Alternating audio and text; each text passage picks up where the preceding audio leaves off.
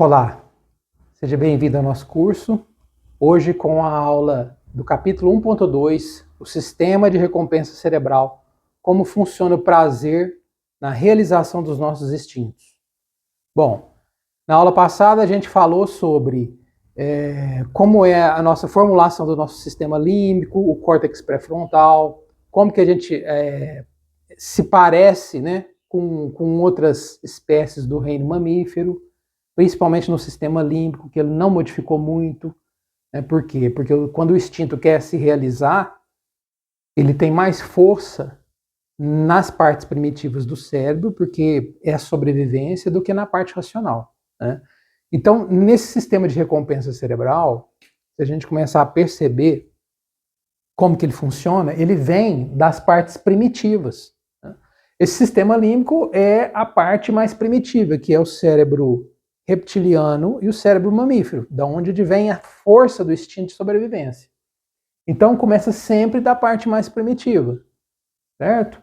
Então vem área tegmental ventral, passa pela amígdala quando é um estímulo ruim, tipo assim, está nos provocando a buscar a sobrevivência, né?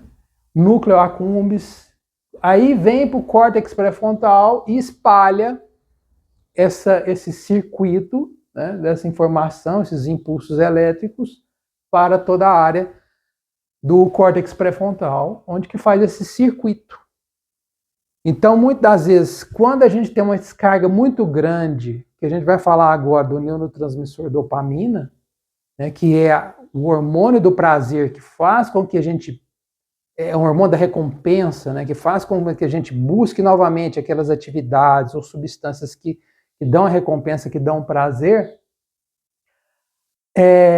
acaba inativando essa área, de certa forma, e a gente não pensa no que faz.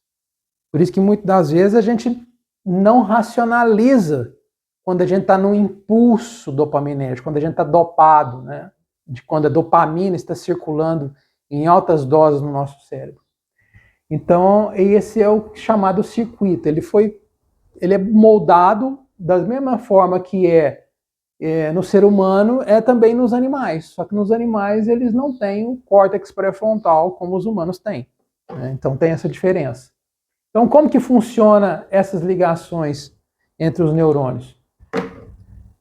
Nós temos dois neurônios, o neurônio pré-sináptico e o neurônio pós-sináptico, que é onde faz essa comunicação entre os dois para ter a informação. Essa parte aqui é ampliada, né? Nós temos um impulso nervoso, da onde que vem o estímulo, a sinapse, que é a ligação entre os dois, e as moléculas, no caso aqui, eu chamo de neuroquímicos. Por que essa nomenclatura de neuroquímico? Porque vai ficar mais fácil, porque a gente começa a compreender que neurotransmissor e hormônio, eles agem no nosso humor de forma bem parecida, não na parte química, mas no que a gente sente.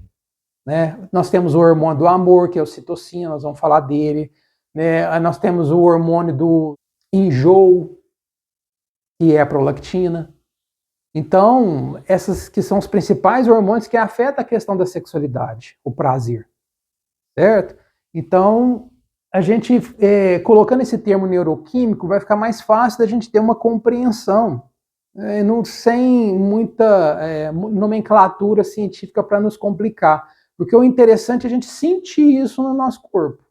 Essas transformações, que tanto esses neurotransmissores como os hormônios afetam o nosso humor, afetam a nossa forma de pensar, de agir, de sentir durante o dia a dia, a nossa vida. Isso aqui é o importante, isso que tem que frisar. Então, eu coloco como, não só eu, mas a pesquisadora Marnia Robson, né, ao qual é uma inspiradora minha na questão desse livro e desse curso, a gente coloca o termo neuroquímico para ter uma maior facilidade. E aqui são os receptores. Ó. Esses receptores do neurônio pós-sináptico é como janelinhas. São umas janelinhas que abrem e vem, no caso, o mais famoso de todos os neurotransmissores, que é a dopamina, ela vem de um neurônio pré-sináptico para um pós-sináptico e faz essa ligação onde eu tenho o prazer. Só que tem um problema. Quando eu jogo muito prazer, muita dopamina, o que acontece? Esse neurônio pós-sináptico, ele fala, opa, cara, você está me dopando, você está me envenenando. Então eu vou o quê? Restringir essa janelinha para entrar menos dopamina, certo? Entrando menos dopamina, eu diminuo a intensidade do prazer. Eu deixo de ficar dopado. Pelo menos o nosso organismo ele tenta estabelecer o que a gente chama de homeostase. O que é? Ter um equilíbrio, né, das substâncias. Nada na nossa vida pode oscilar a extremos. Nem para cima, nem para baixo. A gente tem que manter um equilíbrio. Então o organismo tenta manter o equilíbrio fazendo o quê? Fechando essas janelas e não deixando passar mais dopamina. Aí o que acontece quando tem isso? Nós temos, né, na oscilação dopaminérgica, né, da dopamina, nós temos aqui nesse gráfico o nível de dopamina, quando se é liberado muito dopamina, seja no uso diário, né, aqui na parte de cá do gráfico, uso diário de substâncias que geram vício. Ou uso diário, ou como consumindo algo que vai me despertar dopamina, ou como tendo um contato, né? Uma pornografia que eu vejo, eu não estou ingerindo uma substância, mas aquilo está predispondo ao quê? Eu ter uma carga maior de dopamina liberada no meu cérebro. Então, o que acontece? No primeiro uso, ou na primeira atividade que gera muita dopamina, a gente tem um pico gigantesco, né? Fica dopado. Aí o organismo faz o quê? Ele vai e fecha um pouco da janelinha. Fechou a janelinha para passar menos, eu tenho um decréscimo dessa dopamina. Quando tem esse decréscimo, é o momento que toda vez que eu tenho alta dopamina, é excitação, é euforia. Seja em que atividade eu esteja exercendo, o que eu esteja consumindo. Quando a dopamina baixa, eu tenho anedonia, eu tenho tristeza, tenho ânsia, eu tenho um estado deprimente, triste, né, depressivo. Então, nesse momento que eu estou nesse estado, o meu organismo vai fazer o quê? Cara, você tem que sair desse estado. Você tem que buscar um prazer imediato, mais rápido possível. E faz com que eu volte a ter um outro consumo, seja de drogas, seja do ato sexual, seja mais uma figura pornográfica, seja mais um prato de comida, seja mais uma roupa que eu vou comprar, seja mais outra figura que eu vejo, algo novo no celular, e faz subir novamente a dopamina. Mas a dopamina ela nunca sobe o mesmo que subiu no primeiro uso. Por quê? Porque os neurônios estão com as janelinhas fechadas. E isso vai criando o ciclo do vício. Todo vício é criado dessa forma. Você vai abaixando o consumo e você vai deixando de sentir prazer como tinha antes e vai sentindo tristeza cada vez mais. Por isso que as pessoas, muitas vezes, vão afundando nos seus vícios. E é um lugar sem fundo, é um mar sem fundo, porque vai só levando a pessoa a estados deploráveis que elas não querem nem buscar prazer. Elas querem somente, às vezes, sair dessa condição, né, terrível que elas se encontram. Então a gente começa a perceber como que isso funciona. Isso equivale a todas as atividades, né? Se a gente vê aqui, continuando no gráfico de variação dopaminérgica, nós vemos o quê? A alta dopamina, ela vem com prazer. Nesse gráfico é o que está dando prazer. E aqui, nesse gráfico, o que nos traz sofrimento. Certo? O sofrimento faz a baixa dopamina. Então nós vemos algumas atividades aqui que são muito... geram muita dopamina. Jogos, compras, né, ó. Do jeito que a pessoa é viciada, quanto mais ela sente prazer em determinado jogo, quando ela perde, quando ela não tem a oportunidade dela estar jogando e tudo mais, ela entra num estado de sofrimento. Da mesma forma com compras, comprou, enjoou, o enjoo está aqui. Ó. Enjoou, quer sair daquele estado, volta novamente a comprar e dá aquele picozinho de dopamina. Vício em compras, isso, vício em celular, vício em comida, está bem presente na nossa sociedade hoje.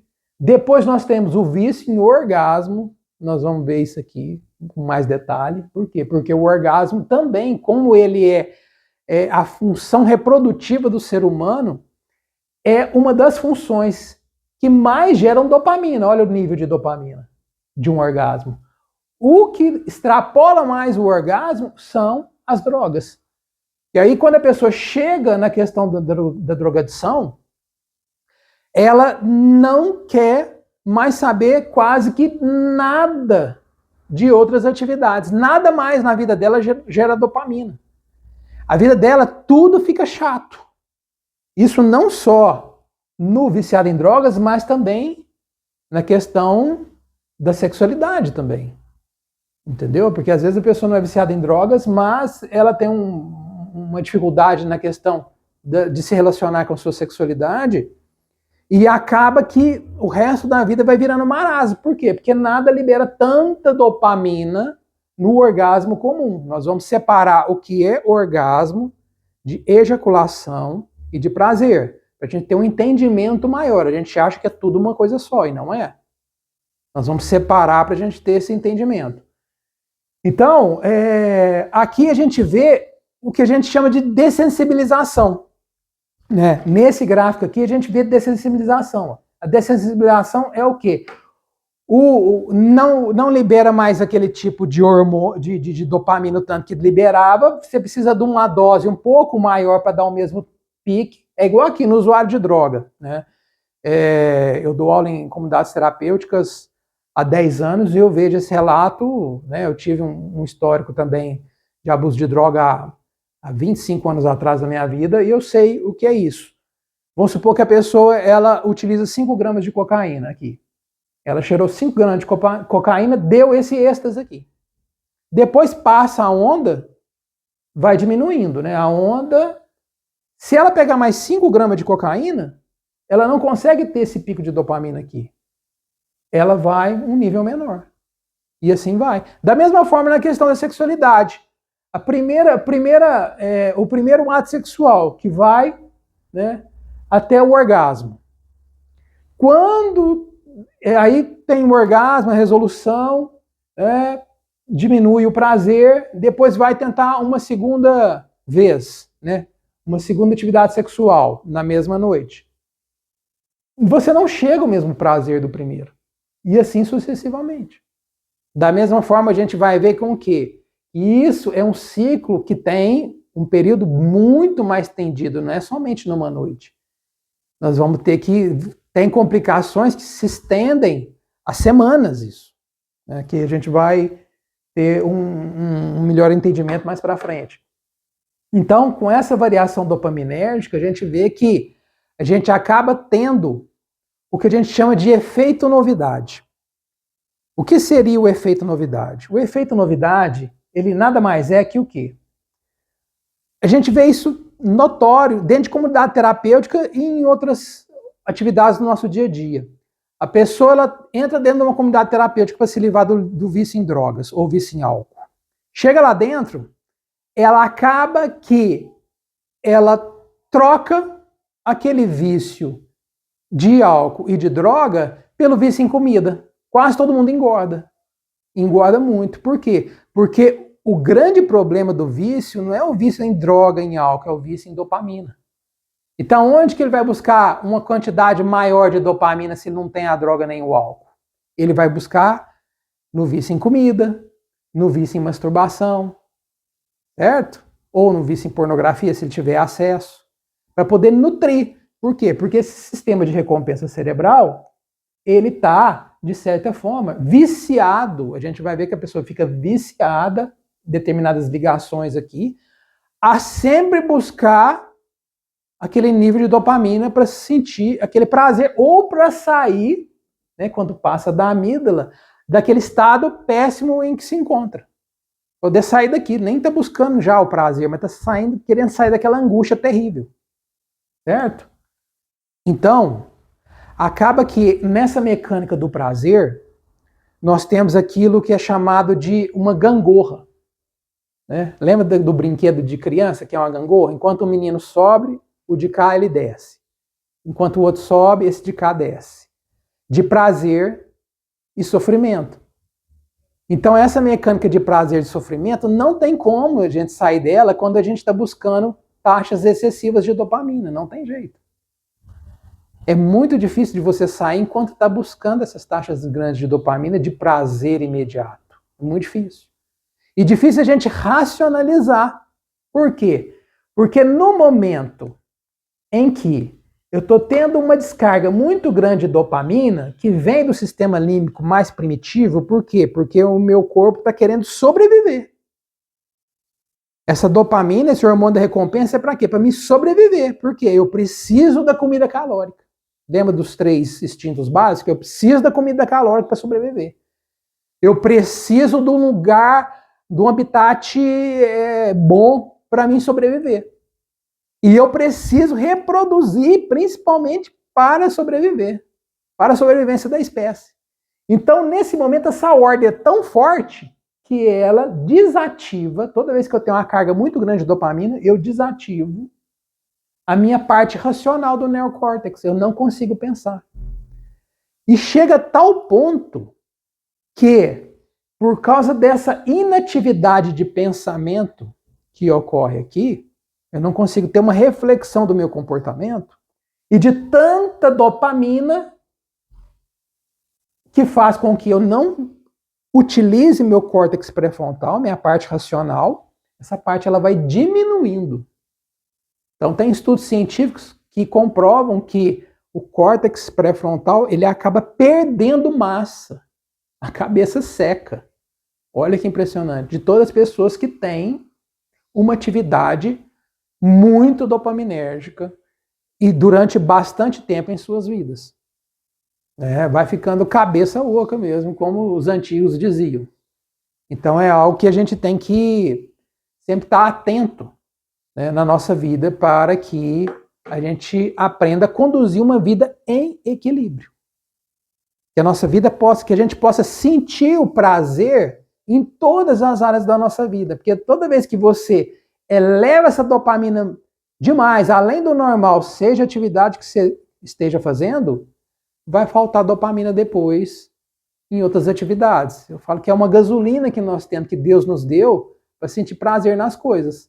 Se você sente demais excesso em uma área, vai faltar nas outras. Aí sua vida vai ficar um marasmo.